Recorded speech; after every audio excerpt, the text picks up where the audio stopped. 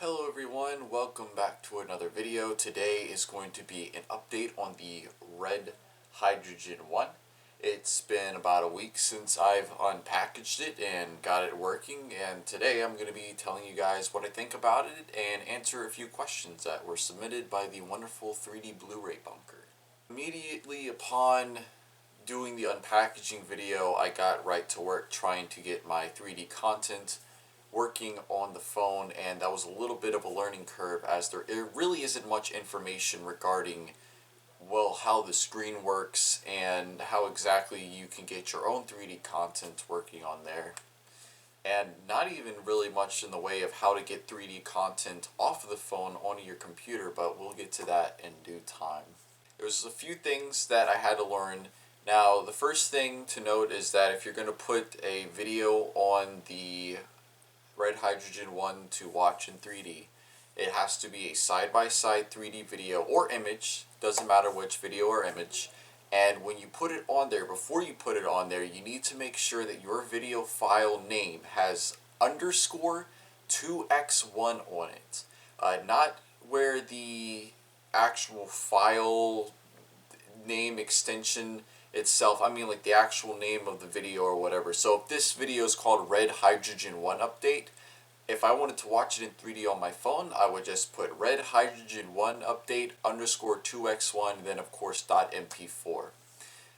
That underscore 2x1 tells the phone that this is a 3D video or image and to display it as such. Upon getting the 3D images and videos working, I noticed something very off about them. That the videos seem very, very jittery, especially farther back into the background you go. My videos do have a lot of depth and volume in them, and so some of the tests that I put on there, the little bits of video that I clipped from things I've already done and put on there, looked not really that great. Like, you could see the 3D on there, but the backgrounds and things were just really jittery, and it was very difficult to look at. Fortunately, I was able to find a fix for this by complete accident. If you put a, so say you have three videos. You have test video A, test video B, test video C. If you put those three videos on there with the underscore 2x1 and you press test video A, the video is going to come out very, very jittery and shaky. However, if you pull up the media controls and you press next video and it brings up test video B, the jitteriness will be gone. So if you go test video A to test video B and then back to test video A, that jitteriness you see in the background and occasionally in the foreground if things are coming out too much will be gone. I kind of understand why the jitteriness is there, but I don't understand why it stops the jitteriness if you switch between videos. I'm glad it does because it kind of ruined it a little bit. I mean, I was happy that I could see the 3D videos on there, but it was just like that. It's almost like kind of a big thing that's just kind of like, it ruins the whole thing. But I was able to fix that. So if you get a Red Hydrogen 1, just keep that in mind.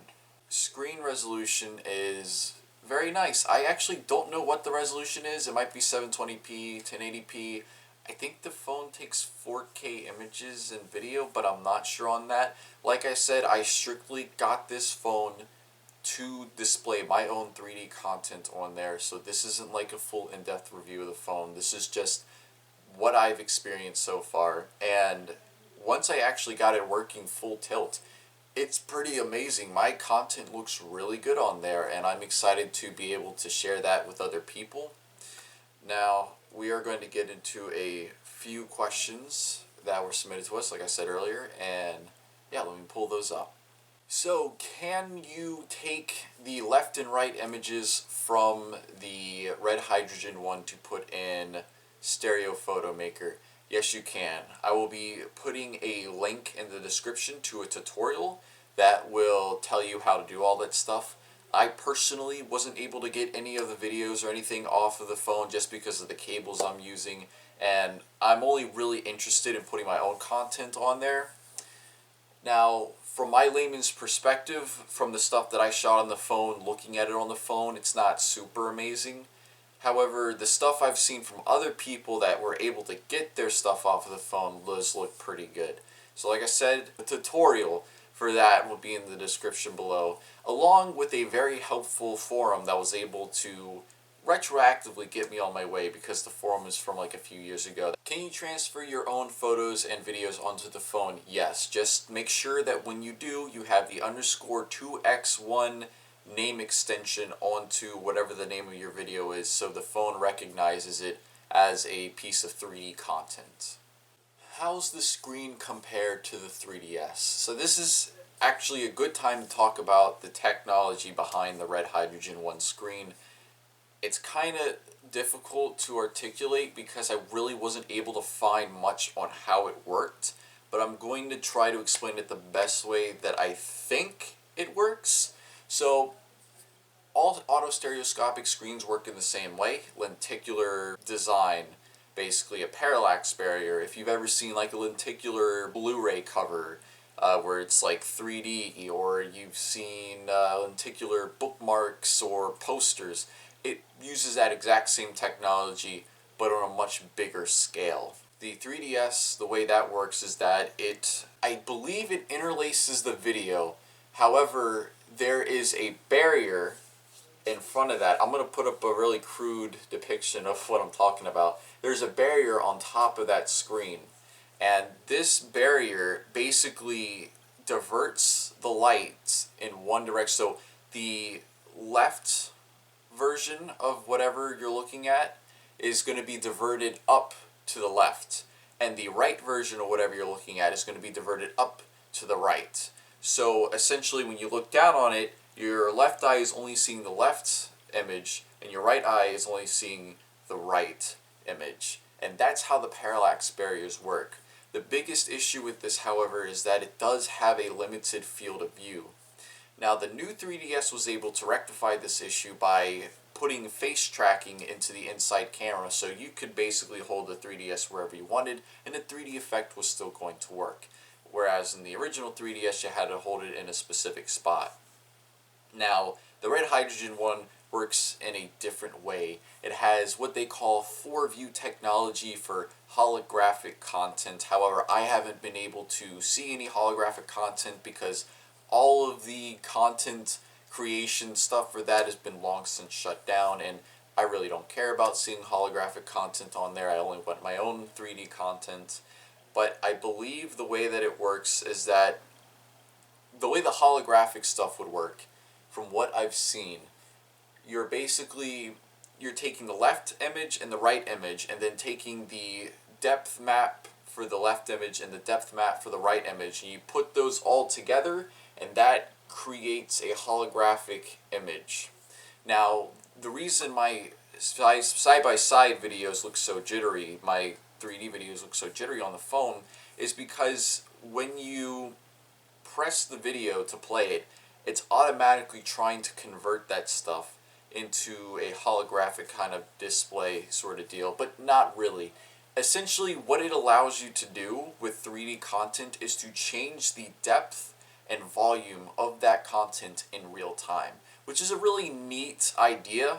However, in practice, it doesn't work very well. Like I said, it jitters around a lot, and the end result of the volume and depth of my videos is how I want them to be seen. I'm not really interested in fixing that in real time, so it's not something I would use. And like I said, the holographic stuff is basically all gone now, so that it's pointless to even have that. It's a shame they put so much effort into like doing the holographic stuff just for like, well, even 3 years later for them not to be supporting it at all anymore. In fact, I don't even think it lasted very long even when they were supporting it.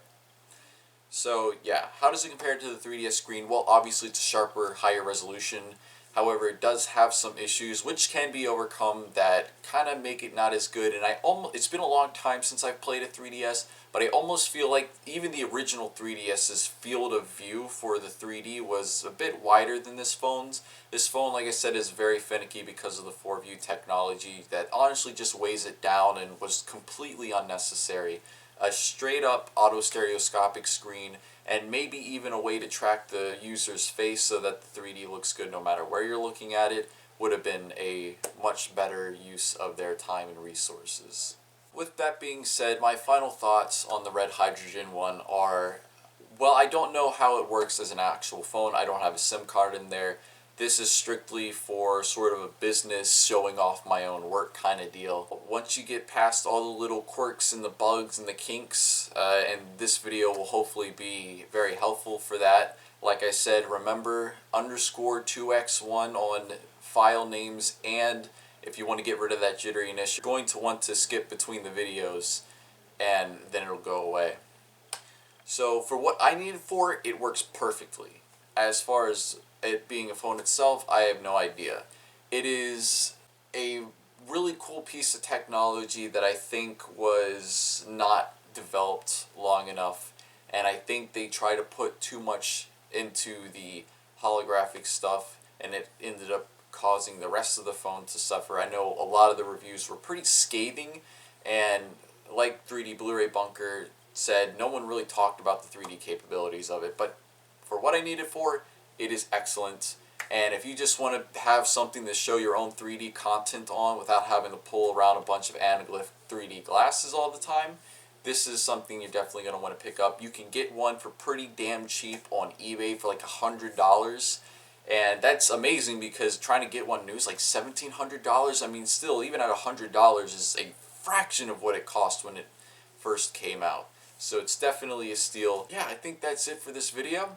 I appreciate you guys checking it out. Hopefully that answered your questions. Remember, the tutorial to get your content off of the phone is in the description, as well as that really helpful forum from a few years ago. Thank you guys for watching. I really appreciate it, and you have a great day.